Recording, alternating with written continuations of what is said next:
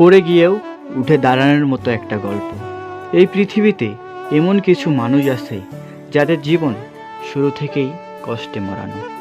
জন্ম হয়েছিল ছোট একটা ঘরে, পাশে ছিল না পড়ার টেবিল, ছিল না গায়ে সুন্দর একটা জামা।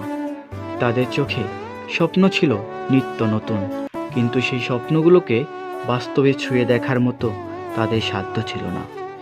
স্কুলে যখন তারা বন্ধুদের সঙ্গে কথা বলে, তখনও তারা ভিতরে ভিতরে কাঁদে, কারণ কারোর বাবা মা তাদের সব কিছু কিনে দেয়, কিন্তু তারা একটা নতুন বইয়ের জন্য রাতে ফুপিয়ে ফুপিয়ে কান্না করে।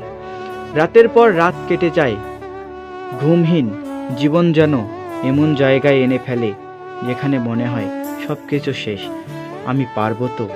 কিন্তু এই শেষটাই যদি শেষ না হয়, এই শেষটাই যদি হয় নতুন একটা শুরুর মুহূর্ত, তাহলে কেমন হয়?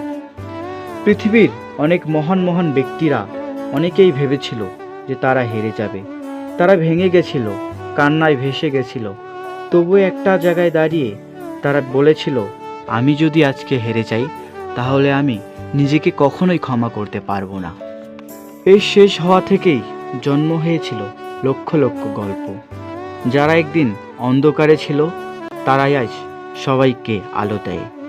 তাদের এই লড়ে যাওয়ার গল্পই আজ সবাইকে পথ দেখায়।